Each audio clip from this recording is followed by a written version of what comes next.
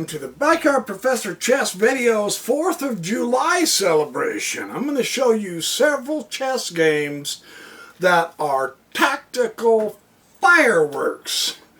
No pun intended. It's that time of year where we get to celebrate, and man, we're going to celebrate. I've got several chess games. I've been playing through many chess games. I've been studying my man, Jeremy Silman.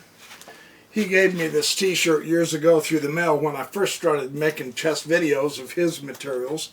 Thank you again, Mr. Silman. Although I haven't done near as much with his materials as I need to get very good. Life happens, so I'm getting on it. I am going to show you some Simply Splendiferous, or Splendid, however you want to call it.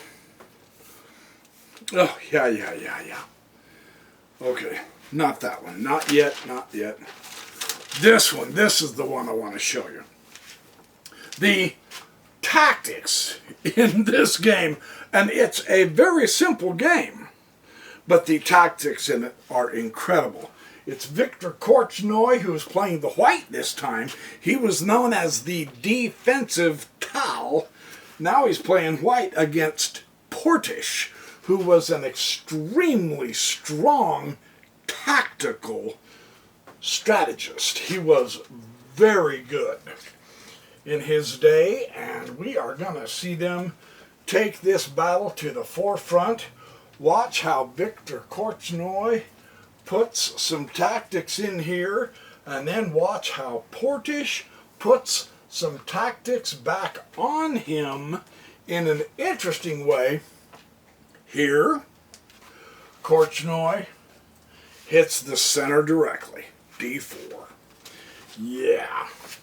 C takes d4, and the knight will take d4, and we have a battle for the center more or less. And then e6, he's going to want to eventually press the d5 himself. The black wants to go to d5. And Korchnoi realizes that he can no longer prevent black from pushing the d5. So he breaks the cardinal rule of chess. Is this guy a chess chump or what? No, this guy is Viktor Korchnoi. Every chess rule is made to be broken depending on the context, which of course is, as my man Jeremy Silman says, the position. So he brings his knight out to here, and definitely Portish will push the d5. The argument is for the center, and the center influence on those squares. Make no mistake about it. Korchnoi is now making serious threats with that. That's almost a London bishop, isn't it? In fact, that is a London bishop. And now he's making threats here. You can see his threats forking with this, the king and the bishop, or the rook. Yeah?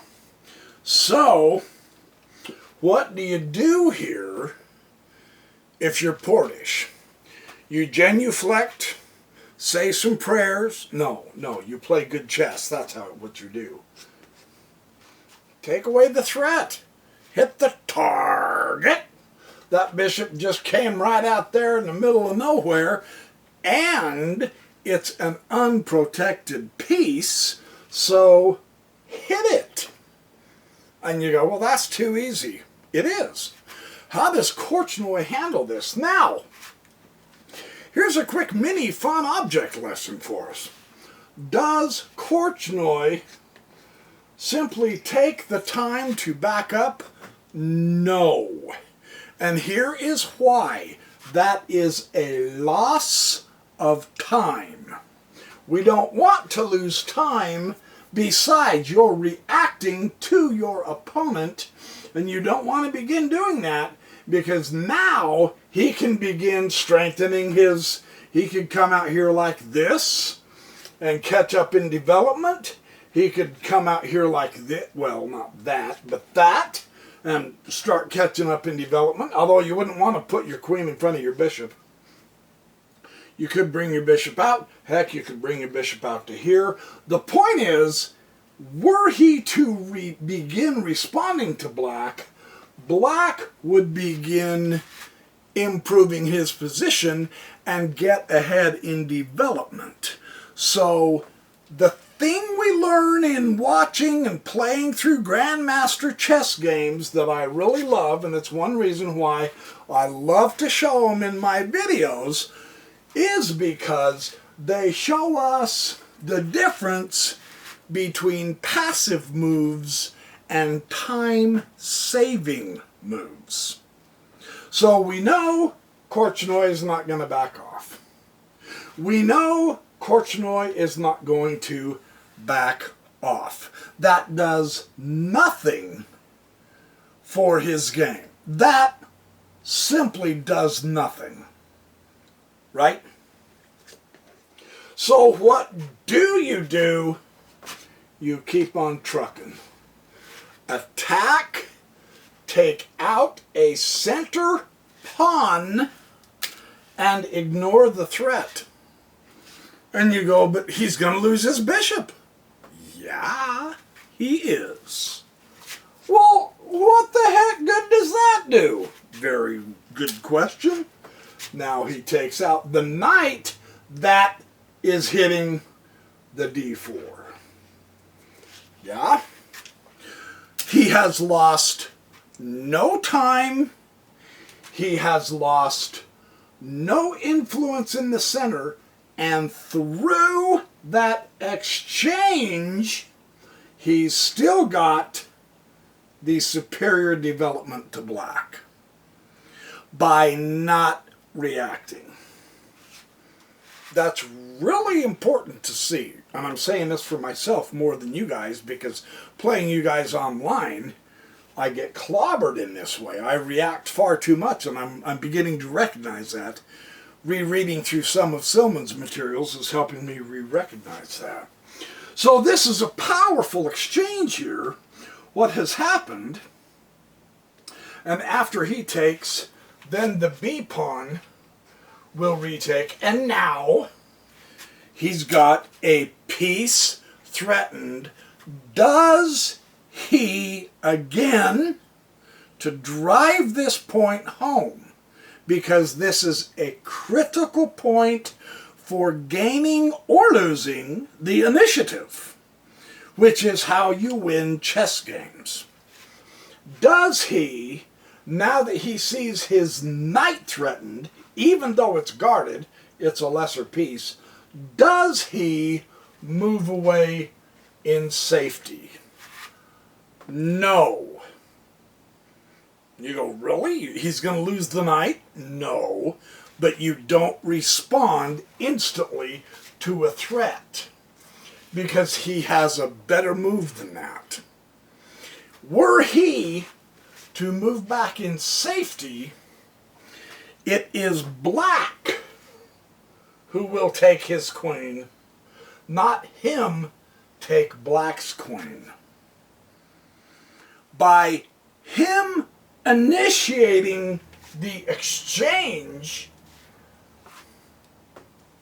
he doesn't lose that knight. He maintains the initiative. Check. He maintains his lead in development. He keeps the black king in the center and not able to castle. All of those add up to bonuses, good things in White's game, because he did not react.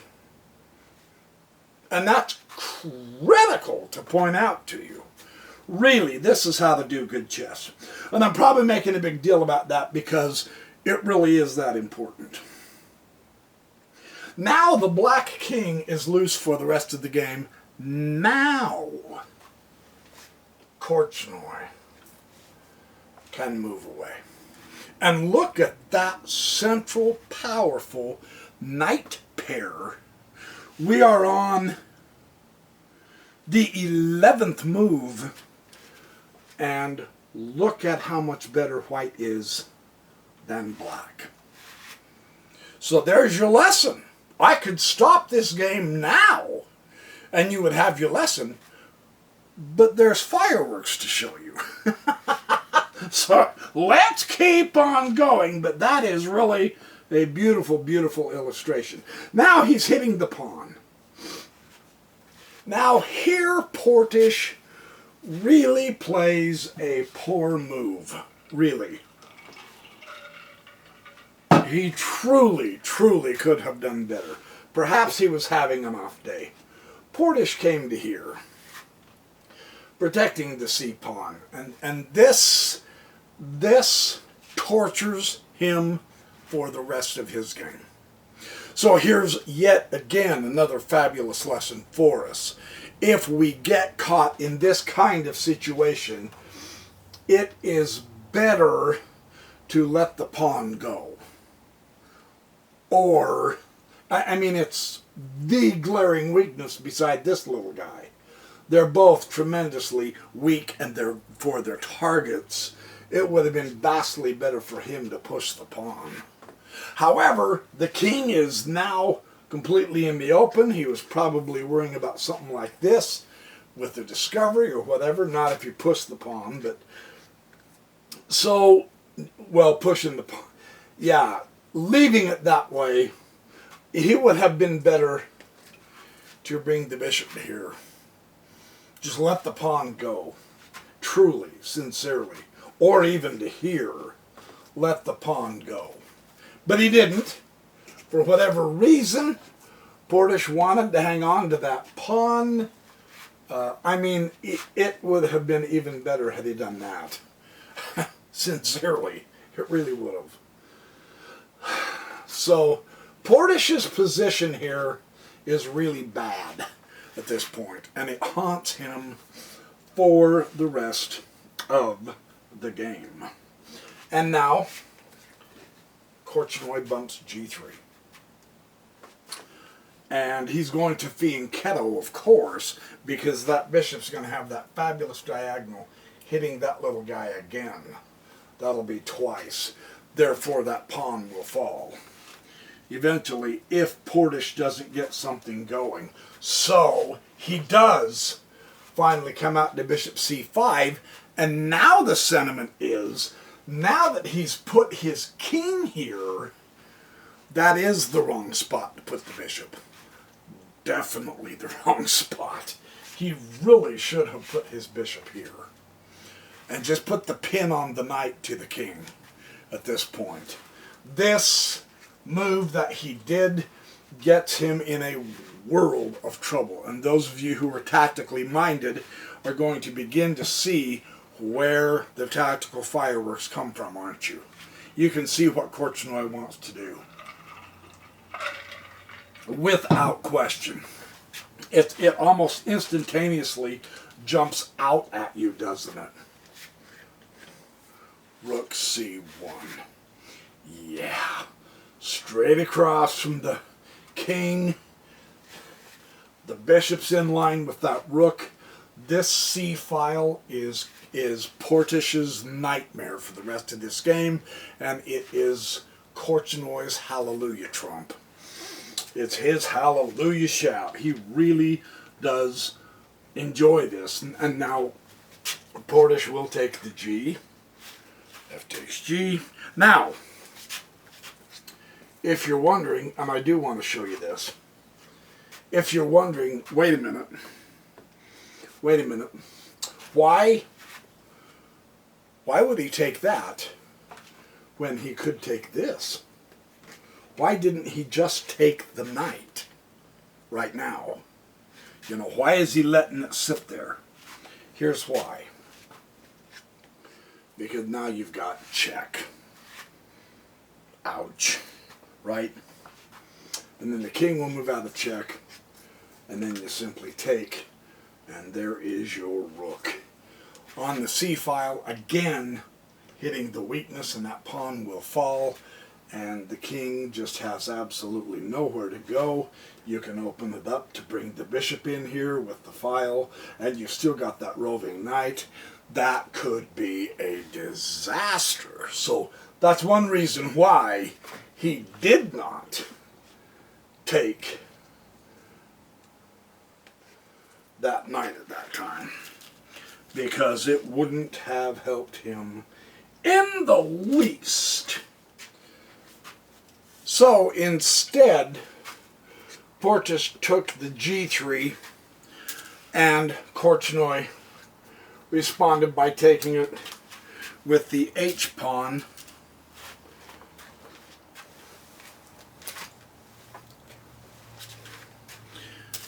And by taking it with the h-pawn, of course, he opens up the file for his rook, which he can use if he so chooses, yes?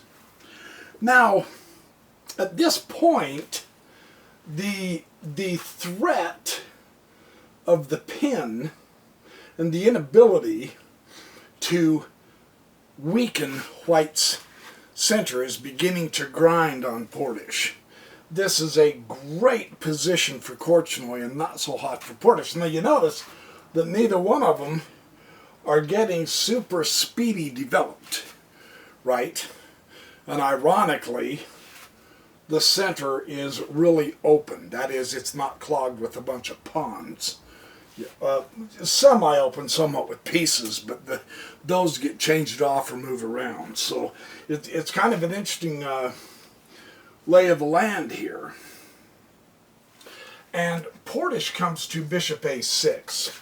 He's trying to get something going here. It is an open board, so he is correct to note that I need to get my bishops involved, because they both have bishops, and Korchnoi's is not very well developed, so the bishops should do better in a more open position, and so he's trying to get them going, right? I mean, that is a very, very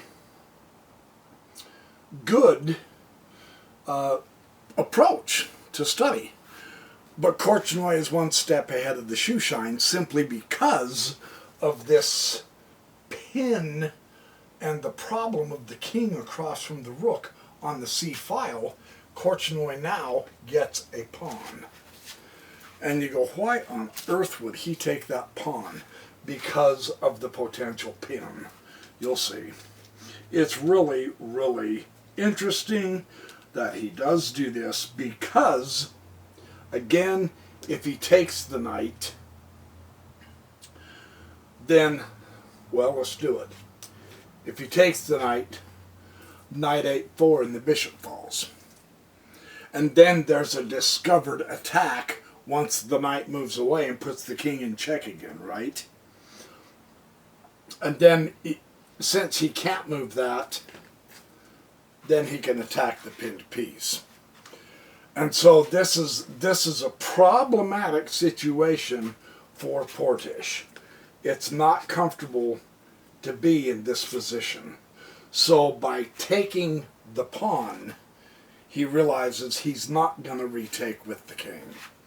It's too big of a problem. He ends up being down, and so he's got this crux against Portish. So Portish puts a pin on the knight against this rook down here.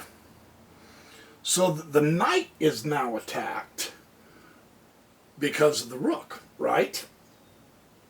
So it's kind of beginning to go a little bit back and forth. However, he really did need to He really did need to move his rook to b8 instead of worrying about the bishop, and we will see why coming up here just shortly. So once again, he's going to put the knight on a4 anyway, to hit that bishop and to let him know that there's the pin.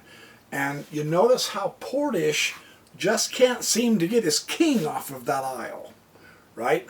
But now the pawn's gone, so there's nothing there to protect really. So he's really got to start putting 2 and 2 together here. And of course, with the knight a4, now the bishop falls. There's nothing he can do about it, so he just tries to get the most out of the bishop as he can. Bishop takes f2, and the king will take the bishop. So Portish is beginning to hurt here now.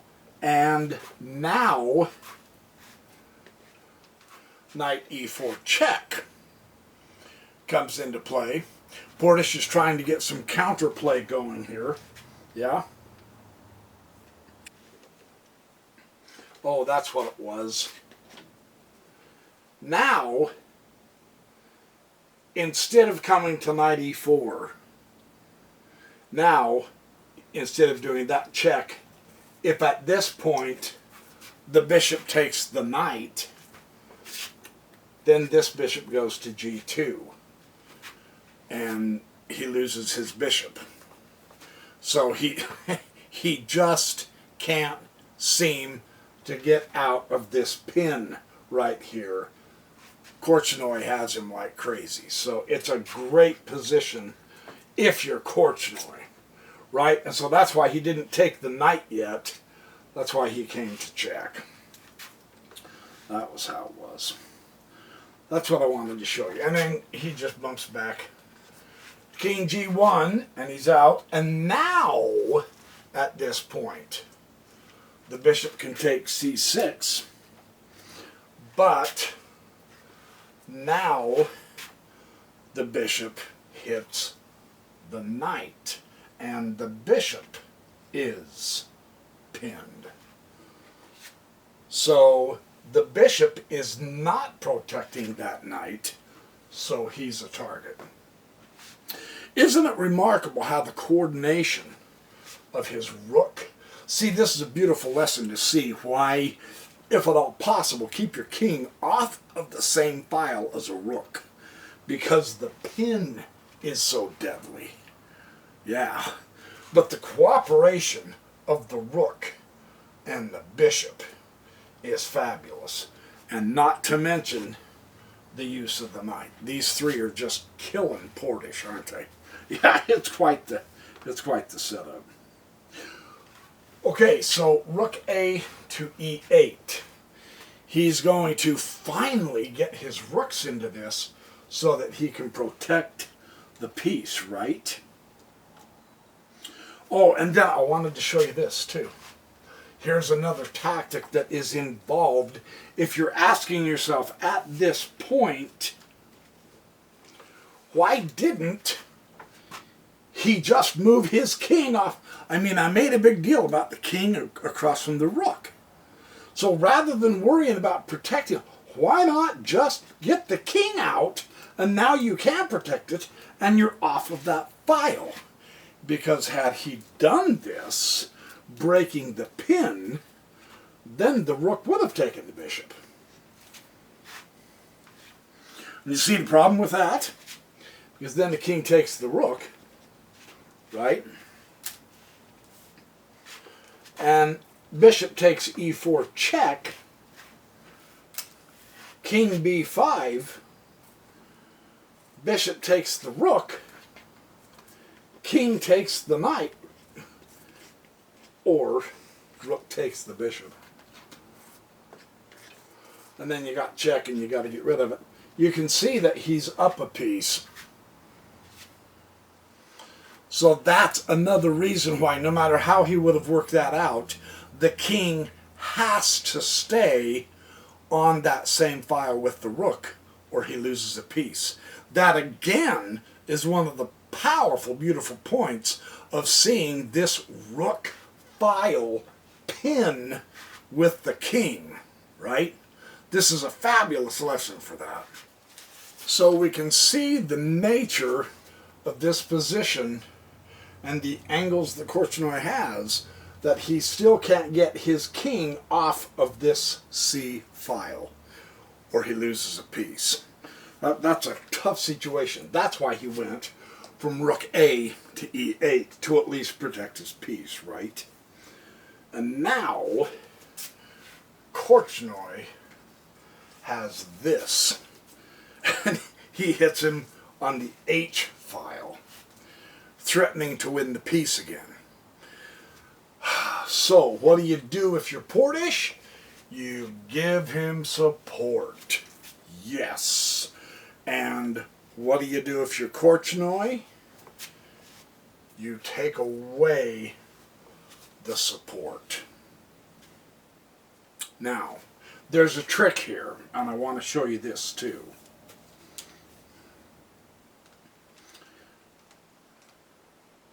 Now, he plays F4. And you say, okay, wait a sec, hold it. Why doesn't he play G6? Why does he bypass supporting his knight? Because that's an awful powerful pawn chain, and he centralizes that knight almost permanently with a great backup and another great back, even though that can't be a backup because it is pinned at this point, right? So why not move G6? Because then he simply takes the pawn. And you go, that's not a problem because you can replace the pawn and you can still have the support of the knight. However, the problem here now is then you've got rook H6. You've let the rook go all the way so that you have a double whammy. You've got the piece pinned, and now you can attack it. So he would lose his bishop as opposed to supporting his knight. That's the kind of pressure, that's the kind of tactical pressure that Korchnoi has on Portish. It's a sensational tactical fireworks game going on behind the scenes in the players' minds. It's really fun for us to see the tactics spelled out.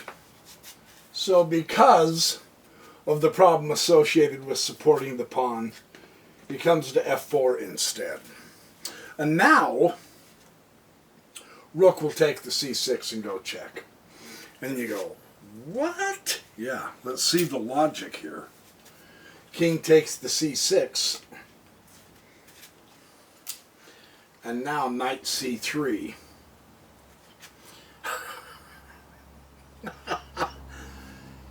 He hits him with the rook, so he's no longer stuck on the c-file, but he's got him pinned now on the diagonal. And what do you do to a pinned piece? You attack it. I mean, Portish goes from one pinned piece to the other, doesn't he? It is so masterful how Korchnoi sets this up. That's fantastic, isn't it? King decides, okay, let's do just as much as we possibly can then. I'm going to fight to the bitter end. And notice the H-Rook hasn't even come into this game yet. He hadn't even had a chance to come into this game. And then, of course, he'll take the piece. And now Portish is down a piece. He's not doing good here. And he hits him. Portish backs up to safety. And now the rook will come to b8 to try to start getting something going on the queen side, to try to get some counterplay going. And instead, now it's really odd because this knight just came off of the rim. And yet Korchnoi saw that the best way to make his pieces work together is to put that knight right back on the rim to protect the pawn. And I mean, all of his pieces are going to work together here. It's a remarkable picture when you really stop and think about it, because you don't hardly see any coordination going on right now at all with white, but it does. And that was one of the beautiful things I wanted to show you with this game. Rook b4. At this point, you and I would say, well, that's just, I mean, that's easy to refute, b3, but wait. Wait, that's true, it does support the knight. I agree. And it's true that moving the knight there really doesn't help, because then you hang the pawn. So the knight has to stay there. But wait, there's a better move. And here is where the real fireworks begin. Here's what Korchnoi does. He comes to rook h5. And you go, holy cow, he just gave him the knight. No, he did not. Because now, by putting his rook to h5, if Korchnoi takes the knight, then the rook, notice the coordination again with the bishop and the rook. Is that not beautiful? We have seen it on the c-file, and now we're seeing it on the h1, a8 diagonal with the bishop and the rook. Check. And here's the kick. The only safe square he can go to is going to be right there, and then rook d3 is mate. So his knight is safe, is what I'm trying to tell you. Rather than just simply do the lazy move of bumping the b pawn up to protect, Korchnoi saw a very powerful continuation tactic by sitting on his hands and looking for the better move. Isn't that exquisite? I thought that was fantastically interesting how Korchnoi solved the problem with rook to h5. That is incredible. And finally, the other rook finally gets in. And he comes to the d8. And now, at this point, because he has blocked Korchnoi from coming here, now he pushes the pawn. But it has changed the character of the position again because of this. And let's watch what happens. He realizes he's got to push the h because he can't afford to lose any more material, right? And so with that, now Korchnoi begins to centralize his king. King to f2, and then the rook will come to d6. g5 is threatened. He's threatening to push the g5 pawn. And actually, no, by pushing his rook, he's threatening to go to d5 and shut the rook off. Then the rook will have to come all the way back over here, and he wants to come through this area here. So this move threatens g5, so Korchnoi astutely puts his rook here. He doesn't just leave it over on the h5, he brings it over to the f5. And now, of course, g5, that does strengthen his pawn chain. He doesn't have to worry about losing any pawns. Now he's got a pawn majority. If he can last to the end game, that could be useful. But Korchnoi has the pawn majority over here. So let's see what happens. Once he does that, now Korchnoi goes to the 7, hitting the a7. Now, Korchnoi did not move his a pawn. He left it there to be taken. What he did was he went to king to e5. And you naturally ask, why on earth did you not push that a pawn to support your rook and get the pawn coming down? Why are you going to just let him take your a pawn? Because if he does that, then he's got rook e7. And you say, so what?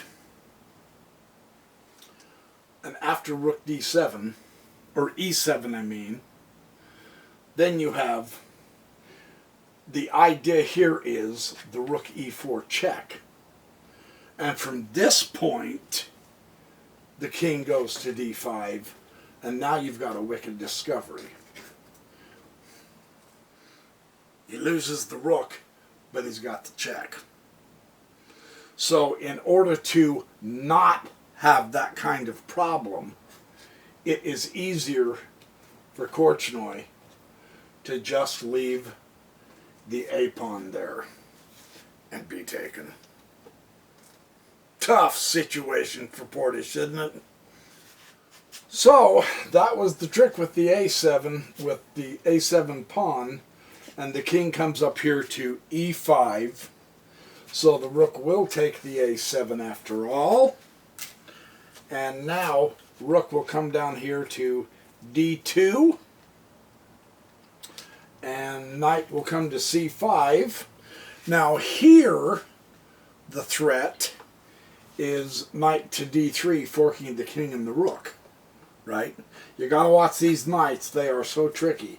I fall to them all the time. So he brings... He puts both of his rook on the same file, and now rook comes to a6,